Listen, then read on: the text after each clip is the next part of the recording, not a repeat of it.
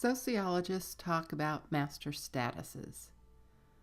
Those statuses that are so prevalent and important that they tend to lock someone into the social location more so than other statuses.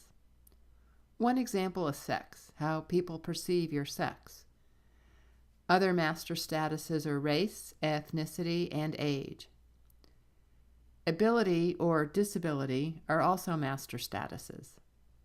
We tend to notice those things about people fairly quickly and place them in our personal social location map when we think about them. Sociologists also see the importance of roles in our lives.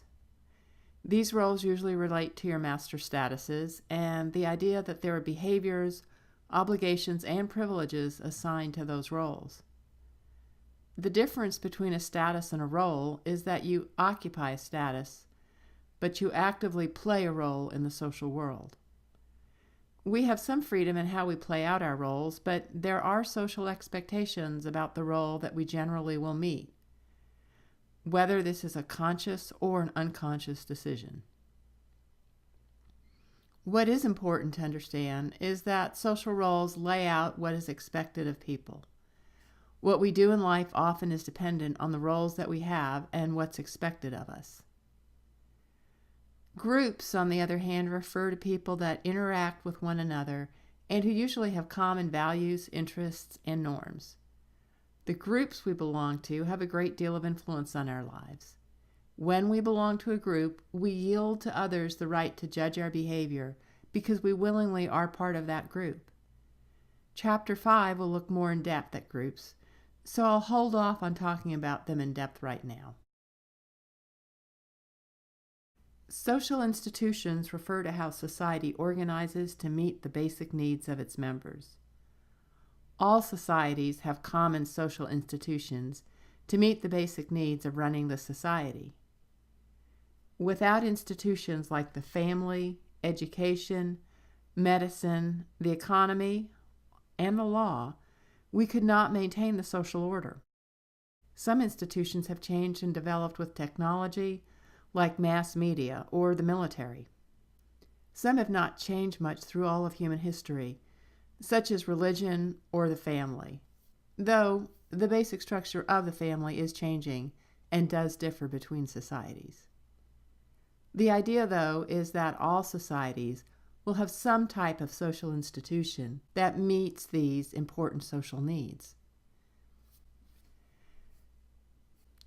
This slide, replicated from your text, helps you to understand the types of social institutions that exist, what social needs they fill, what kinds of groups or organizations are a part of those institutions, and the statuses, values, and norms that are generally a part of these groups.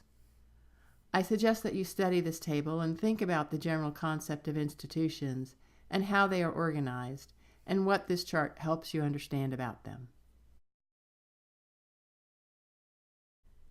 From a functionalist perspective, we can look at these social institutions, while keeping in mind that there are 5 basic tasks that all societies must achieve to survive. First, it must assure that it can replace its members. Second, it must socialize the new members. It must assure that goods and services are distributed to the members, and it must preserve the social order from threats, both internal, such as crimes, and also external, such as armed groups trying to conquer or steal their goods. It must also provide a sense of purpose to its members. So these 5 things are essential for the well-being of all human societies. It is then the function of our social institutions to assure that these things are met. Understand that this is the functionalist perspective. Conflict theories would see the world a different way. They would agree that social institutions need to operate for the good of society, but that they do not operate harmoniously for the common good.